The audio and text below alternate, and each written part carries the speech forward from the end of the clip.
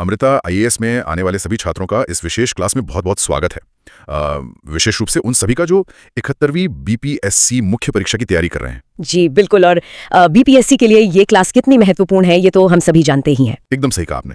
तो आज की इस गहन चर्चा का हमारा एक बहुत ही स्पष्ट मिशन है। हम बिहार की एक बेहद अनूठी और ऐतिहासिक दृश्य विरासत का बहुत गहराई से विश्लेषण करने वाले हैं। मतलब सोचिए एक बार, कल्पना कीजिए कि दुनिया के सबसे अमीर और ताकतवर साम्राज्य के सबसे कुशल कलाकार होने का क्या अनुभव होता होगा। बहुत ही शाही और भव्य अनुभव रहा होगा। बिल्कुल, ऐसे कलाकार जो पीढ़ियों से शाही महलों में बैठे हैं, जो सोने और चांदी के तारों से या लाजवर्द और नीलम जैसे बेशकीमती पत्थरों को पीसकर रानियों और शहंशाहों की तस्वीरें बना रहे हैं। हाँ, और फिर एक दौर ऐसा आता है जब सब कुछ बदल जाता है। राइट। अचानक एक दिन ऐसा आता है कि साम्राज्य का खजाना ही खाली हो जाता है। मतलब उन शाही कलाकारों को अपना काम अपनी जगह सब छोड़नी पड़ती है और वो धूल भरी अनजान सड़कों पर निकल पड़ते हैं। एकदम सही। वो एक नए शहर में बसते हैं और सोने चांदी की जगह दिए की कालिक और गिलहरी के बालों से एक मछली बेचने वाले या सड़क किनारे काम करने वाले लोहार का चित्र बनाते हैं। और सबसे कमाल की बात यह है कि महलों से निकलकर गलियों में रची गई ये कला उस विशाल साम्राज्य से भी लंबी उम्र पाती है। हाँ, ये हैरत की बात तो है। ये इतिहास की सबसे बड़ी विडंबनाओं में से एक है। मेरा मतलब है, जब सत्ता के बड़े केंद्र ढहते हैं तो सिर्फ इमारतें या नक्शे नहीं बदलते, बल्कि संस्कृति, कला और इंसानी हुनर भी अपना रास्ता बदल लेते हैं। बिल्कुल, विस्थापन या पलायन हमेशा सिर्फ एक ट्रेजेडी नहीं होता। सही कहा। कई बार ये कला को उसके अहंकार से मुक्त करके उसे सीधे जमीन से जोड़ने की एक बहुत बड़ी और नई शुरुआत होता है। और इसी बात को केंद्र में रखकर आज की हमारी ये गहन चर्चा आगे बढ़ेगी। आज का हमारा ये विस्तृत विश्लेषण बिहार की एक बेहद अनूठी और ऐतिहासिक दृश्य विरासत पर आधारित है, जिसे पटना कलम चित्रकला या पटना स्कूल ऑफ पेंटिंग कहा जाता है। हाँ, और बीपीएससी मेंस परीक्षा के नजरिए से देखें तो 18वीं सदी के मध्य में विकसित हुई इस कला को भारत की पहली स्वतंत्र चित्रकला शैली होने का गौरव प्राप्त है। एकदम सही। इतिहास को अक्सर हम युद्धों, संधियों या राजाओं के नजरिए से ही पढ़ते हैं, लेकिन अगर वास्तव में उस दौर के समाज, अर्थव्यवस्था और आम इंसान के जीवन को समझना हो तो ये चित्रकला शैली एक बहुत ही स्पष्ट और प्रामाणिक खिड़की खोलती है। आइए इसे थोड़ा विस्तार से समझते हैं। बिल्कुल, और इस खिड़की को खोलने के लिए हमें 18वीं सदी के उस उथल-पुथल वाले दौर में जाना होगा। मुगल साम्राज्य, विशेषकर औरंगजेब के शासनकाल के बाद, अपने पतन की ओर बहुत तेजी से बढ़ रहा था। हाँ, दिल्ली का शाही दरबार जो कभी कला और साहित्य का सबसे बड़ा केंद्र हुआ करता था, वो अब आर्थिक तंगी और राजनीतिक अस्थिरता से जूझ रहा था। सही बात है। शाही खजाने में इतनी ताकत ही नहीं बची थी कि वो चित्रकारों, संगीतकारों या कवियों का खर्च उठा सके। मतलब राज के संरक्षण पूरी तरह से खत्म होने लगा था। तो अगर इसे आज के दौर की अर्थव्यवस्था के चश्मे से देखा जाए तो ये कुछ ऐसा लगता है जैसे मुगल दरबार एक बहुत बड़ी और सदियों पुरानी बहुराष्ट्रीय कंपनी थी जिसका अब दिवाला निकल रहा था। बहुत ही सटीक एनालॉजी है ये। तो सबसे पहले उन विभागों पर गाज गिरती है जिन्हें सीधे तौर पर युद्ध या प्रशासन के लिए जरूरी नहीं माना जाता, जैसे कि कला और संस्कृति। बिल्कुल ऐसा ही हुआ था। और जब इस शाही कंपनी में छटनी शुरू हुई तो वहां काम करने वाले जो सबसे बेहतरीन और रचनात्मक दिमाग थे, वे चुपचाप नहीं बैठे। उन्होंने इस डूबते जहाज को छोड़ने का फैसला किया। मतलब उन्होंने दिल्ली से पलायन किया? हाँ, वे पूर्व की ओर निकले। शुरुआत में वे मुर्शिदाबाद गए, जो उस समय बंगाल के नवाबों का एक समृद्ध केंद्र था। लेकिन कुछ ही समय बाद वहां भी राजनीतिक अस्थिरता आ गई। अच्छा, तो फिर उन्होंने क्या किया? इसके बाद इन कलाकारों ने उस समय के सबसे तेजी से उभरते हुए व्यापारिक केंद्र की ओर रुख किया, और वो शहर था पटना। तो पटना का चुनाव कोई संयोग नहीं था, नहीं, बल्कि एक सोची समझी व्यावसायिक रणनीति थी, क्योंकि 18वीं सदी का पटना कोई साधारण शहर नहीं था, ये एक बहुत बड़ा कमर्शियल हब था। बिल्कुल, वहां से गंगा नदी के रास्ते व्यापार होता था। डच, पुर्तगाली, फ्रांसीसी और सबसे महत्वपूर्ण ब्रिटिश ईस्ट इंडिया कंपनी के व्यापारी और अधिकारी वहां बड़ी संख्या में मौजूद थे। हाँ, तो अगर कलाकार दिल्ली के शाही दरबार को छोड़ रहे थे तो उन्हें एक ऐसे नए बाजार की तलाश थी जहां उनके काम की कीमत चुकाने वाले नए ग्राहक मौजूद हों। एकदम सही।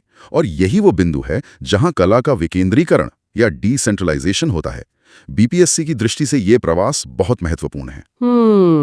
कैसे? देखिए, जब तक चित्रकला दरबारों में कैद थी, वो केवल राजाओं के शौक, उनके वैभव और दरबार की भव्यता का प्रदर्शन थी। लेकिन जब सत्ता का पतन हुआ और ये कलाकार पटना के लोधी कटरा, मचुआ हट्टा और दीवान मोहल्ला जैसे इलाकों की तंग गलियों में आकर बसे, तो कला का एक तरह से लोकतंत्रीकरण हो गया। मतलब अब उनके संरक्षक कोई शहंशाह नहीं थे, बल्कि ईस्ट इंडिया कंपनी के अधिकारी और स्थानीय रईस व्यापारी थे। बिल्कुल, इसीलिए इस शैली को अक्सर कंपनी शैली या कंपनी स्टाइल भी कहा जाता है।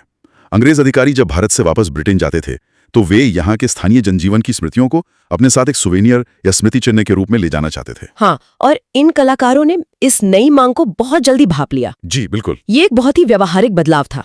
मतलब जब आपका क्लाइंट बदलता है तो आपको अपना उत्पाद भी बदलना पड़ता है। 100% सही बात है।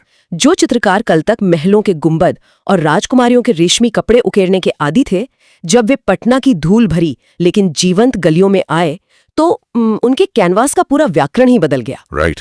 अब उनके चित्रों में शहंशाहों की जगह उन लोगों ने ले ली जिन्हें शायद पहले कभी किसी चित्र के लायक ही नहीं समझा गया था। और यही पटना कलम की सबसे बड़ी पहचान और उसकी ऐतिहासिक अहमियत है। चित्रकला सीधे आम शहर की धड़कन से जुड़ गई। अब मुख्य विषय बना आम इंसान, उसका रोजमर्रा का जीवन और उसका संघर्ष। बिल्कुल। अगर उन चित्रों को बारीकी से देखा जाए तो उनमें एक बढ़ई पूरी तल्लीनता से लकड़ी चीरता हुआ दिखता है। एक लोहार धधकती भट्टी के सामने पसीना बहा रहा है। हाँ, गली में चूड़ी बेचने वाली महिला खड़ी है, मछली बेचने वाला अपना जाल समेट रहा है और चमड़े के बड़े से थैले में पानी ढोने वाला भिश्ती अपनी कमर झुकाए चल रहा है। केवल पेशे ही नहीं बल्कि हमारे समाज के जो रंग और उत्सव हैं वे भी इन चित्रों में बहुत गहराई से उभर कर आए। जैसे त्योहारों का चित्रण, होली के उड़ते हुए रंग, दीपावली के दियों की रोशनी, छठ पूजा की पवित्रता और मुहर्रम के जुलूस का गम और भव्यता। जी, ये सब इन कलाकारों की तुलिका से कागज पर ऐसे उतरे जैसे कोई चलता फिरता समाज हो। लेकिन यहाँ एक बात जो सबसे ज्यादा ध्यान खींचती है वो इन चित्रों की संरचना है। मतलब एक बहुत ही स्पष्ट बदलाव जो मुगल शैली से बिल्कुल अलग है। आप बैकग्राउंड की बात कर रही हैं? हाँ, इन चित्रों में पीछे कुछ नहीं होता। मतलब कोई बैकग्राउंड या लैंडस्केप नहीं है।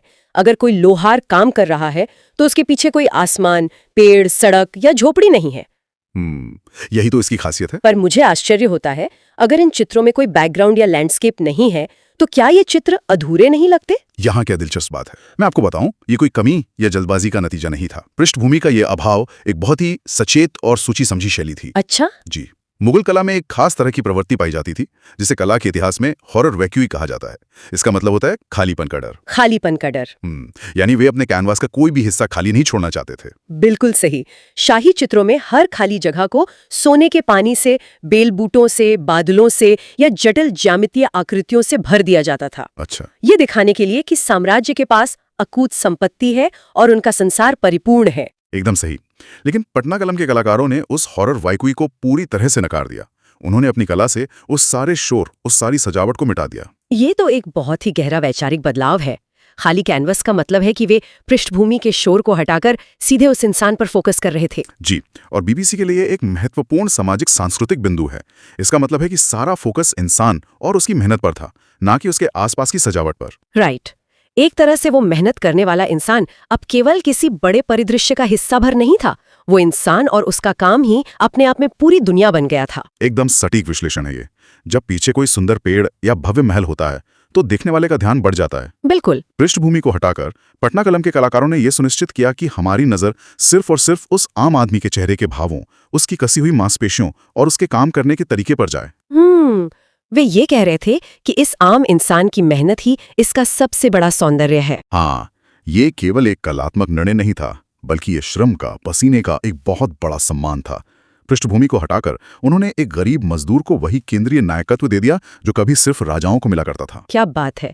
एक खाली कैनवस पे सिर्फ एक मेहनत करने वाले इंसान को उकेरना, ये यकीनन एक बहुत बड़ा सामाजिक बयान है। बिल्कुल है। लेकिन जब हम इस यथार्थवाद की बात करते हैं तो ये सवाल भी उठता है कि इसे कागज पर उतारने के लिए कौन सी तकनीक अपनाई गई होगी। ये तकनीकी पहलू बहुत ही रोचक है, क्योंकि अब उनके पास शाही खजाने का वो समर्थन तो था नहीं कि वे सोने के वर्क या महंगे आयातित रंगों का इस्तेमाल कर सकें। तो जाहिर है उन्हें अपने संसाधनों को भी इस नए और थोड़े तंग माहौल के हिसाब से ढालना पड़ा होगा। और यहीं पर इस शैली का दूसरा सबसे बड़ा चमत्कार सामने आता है, जिसे कजली स्याही तकनीक कहा जाता है। कजली स्याही, जी। जब शाही खजाना छिन गया तो इन कलाकारों ने अपनी कला को जीवित रखने के लिए प्रकृति का रुख किया। उन्होंने महंगे रासायनिक या आयातित रंगों की जगह पूरी तरह से स्थानीय और प्राकृतिक रंगों का इस्तेमाल शुरू किया।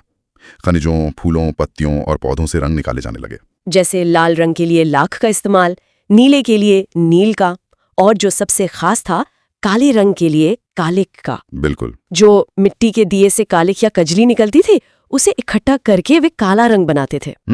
शायद इसी कजली के बहुतायत प्रयोग के कारण इसे कजली स्याही शैली का नाम मिला। जी, एकदम सही कहा। और ये रंग बनाने की प्रक्रिया ही अपने आप में एक कठिन तपस्या थी। लेकिन इससे भी ज्यादा चौंकाने वाली बात है उनकी चित्रण तकनीक। कजली स्याही शैली में चित्र बनाने से पहले कभी भी पेंसिल से कोई स्केच नहीं बनाया जाता था। अरे वाह, बिना पेंसिल स्केच के? हाँ, सीधे ब्रश से। बिना किसी सेफ्टी नेट के काम करना। छोटी सी गलती और पूरी पेंटिंग खराब। बिल्कुल, हाथ का एक हल्का सा कंपन या ब्रश का एक गलत स्ट्रोक और काम तमाम। इसमें सुधार की कोई गुंजाइश नहीं थी। इसके लिए तो असाधारण स्तर के आत्मविश्वास और उंगलियों की अचूक मसल मेमोरी की जरूरत रही होगी। जी, ये तकनीक प्राकृतिक रंगों के उपयोग और सीधे तूलिका चलाने की उनकी महारत को दर्शाती है। ये महारत रातों रात नहीं आई थी, ये पीढ़ियों से चले आ रहे उनके अभ्यास का नतीजा थी, जो उनके खून में रच बस गया था। कमाल है। कलाकार अपने दिमाग में पहले से ही पूरी तस्वीर को एकदम स्पष्ट रूप से देख लेते थे और फिर उनके हाथ सीधे ब्रश के जरिए उस तस्वीर को कागज या अब्रक और हाथीदांत जैसी सतहों पर उकेर देते थे। और जिस उपकरण से वे ये जादू करते थे वो भी उन्होंने खुद ही इजाद किया था। वे बाजार से ब्रश तो नहीं खरीदते होंगे? बिल्कुल नहीं, वे मुख्य रूप से गिलहरी या ऊंट के बालों का इस्तेमाल करके खुद अपनी तुलिका तैयार करते थे। गिलहरी के बालों के ब्रश की तकनीक तो मैंने पढ़ी थी, वो और भी दिलचस्प है। पुराने दस्तावेजों से पता चलता है कि कलाकार गिलहरी को बिना नुकसान पहुंचाए पकड़ते थे, उसकी पूंछ के कुछ सबसे मुलायम बाल निकालते थे। हाँ, और फिर उन बालों को कबूतर के पंख की नली के अंदर फंसाकर एक बेहद बारीक ब्रश तैयार करते थे। सोचिए जरा, ये ब्रश इतना बारीक होता होगा कि इससे इंसान के बालों की एक एक लट या कपड़ों की बारीक सिलवटों को भी पूरी स्पष्टता के साथ उकेरा जा सके। ये उनकी तकनीकी दक्षता का बहुत बड़ा प्रमाण है। साम्राज्य भले ही गिर गए हों, लेकिन भारत के इन कलाकारों का हुनर और उनका लचीलापन कभी कम नहीं हुआ। बिना सेफ्टी नेट के काम करने वाले ये महान कलाकार आखिर थे कौन? इनकी पहचान भी इतिहास के पन्नों में दर्ज होगी ही। बिल्कुल, ये कोई गुमनाम लोग नहीं थे, बल्कि ऐसे परिवार थे जिन्होंने एक पीढ़ी से दूसरी पीढ़ी तक इस कला को सींचा। पटना कलम के जो प्रथम कलाकार माने जाते हैं वे थे सेवक राम। अच्छा, सेवक राम। जी, उन्होंने ही इस शैली की नींव को मजबूती दी। सेवक राम के बाद हुलास लाल का नाम बहुत सम्मान के साथ लिया जाता है। हुलास लाल की क्या विशेषता थी? वे जानवरों और पक्षियों की शारीरिक संरचना को पूरी सटीकता के साथ उकेरने में माहिर थे। यूरोपीय लोगों को भारतीय वनस्पतियों और जीवों में बहुत दिलचस्पी थी और हुलास लाल ने उनकी इस मांग को बहुत शानदार तरीके से पूरा किया। और भी कोई दिग्गज कलाकार थे? हाँ, शिवलाल, जयराम दास और फकीर चंदलाल जैसे कलाकारों ने इस कला को नई ऊंचाइयों पर पहुंचाया। शिवलाल का तो अपना एक स्टूडियो हुआ करता था। लेकिन इन सभी नामों के बीच एक ऐसा पहलू भी है जो अक्सर लोगों का ध्यान अपनी ओर खींच लेता है। 18वीं और 19वीं सदी का वो दौर जो कड़े सामाजिक बंधनों के लिए जाना जाता था, वहां हमें दक्षो बीबी और सोना बीबी जैसी महिला कलाकारों के नाम मिलते हैं। जी, ये एक बहुत ही खास बात है। उस दौर में जब महिलाओं के लिए अपना कोई स्वतंत्र पेशा चुनना लगभग असंभव माना जाता था, तब इन महिलाओं का इस कला में पारंगत होना एक बहुत बड़ा और प्रगतिशील कदम था। ये एक बेहद महत्वपूर्ण सामाजिक बिंदु है। ये साबित करता है कि पटना कलम केवल कुछ व्यक्तियों का पेशा नहीं रह गया था, बल्कि ये एक संपूर्ण पारिवारिक परंपरा में बदल गया था। मतलब घर की महिलाएं केवल मदद नहीं करती थीं, बल्कि वे इसमें बराबर की भागीदार थीं। बिल्कुल, और उनके काम को समाज और बाजार में मान्यता भी मिली हुई थी। कला के इतिहास में महिलाओं की भागीदारी का ये एक बहुत ही सशक्त और दुर्लभ उदाहरण है। बहुत ही शानदार। लेकिन हर सुनहरे दौर की तरह इस शानदार कला का भी एक अंत होना था। अचानक ये अनूठी कला विलुप्त कैसे हो गई? एक ऐसी शैली जिसने मुगल साम्राज्य का पतन देखा, वो खत्म कैसे होने लगी? इसका अंत किसी युद्ध से नहीं हुआ, बल्कि एक ऐसी चीज से हुआ जिसने पूरी दुनिया का रूप ही बदल दिया। ईश्वरी प्रसाद वर्मा को इस परंपरा का अंतिम कलाकार माना जाता है और उनके समय तक आते आते ये कला लगभग विलुप्त होने की कगार पर पहुंच गई। तो ऐसा क्या हुआ था उस वक्त? पतन का मुख्य कारण था फोटोग्राफी, यानी कैमरे का आगमन और राजकीय संरक्षण की कमी। ओह, कैमरा। जी, 19वीं सदी के मध्य में कैमरे का आविष्कार हुआ और जल्द ही ये भारत तक पहुंच गया। बीपीएससी के उत्तरों के लिए ये समझना जरूरी है कि कैसे तकनीकी विकास किसी पारंपरिक कौशल को खत्म कर सकता है। तो ये बात सिर्फ कला के बदलने की नहीं, बल्कि बाजार के अर्थशास्त्र के बदलने की थी। एक तरफ पटना कलम का वो कलाकार है जिसे रंग बनाने के लिए कालिख घिसनी पड़ती है, हफ्तों की कमर तोड़ मेहनत करनी पड़ती है। हाँ, और दूसरी तरफ एक नई मशीन है जो बस एक बटन दबाते ही कुछ ही मिनटों में यथार्थ को हूबहू कैद कर सकती है, और वो भी बहुत कम कीमत पर। बिल्कुल, कैमरा तेज था, सस्ता था और अंग्रेजों के लिए भारतीय जीवन का सटीक दस्तावेजीकरण करने का सबसे आसान तरीका था। जो ईस्ट इंडिया कंपनी के अधिकारी कल तक इन चित्रकारों के ग्राहक थे, अब उन्हें फोटोग्राफी ज्यादा सुविधाजनक लगने लगी।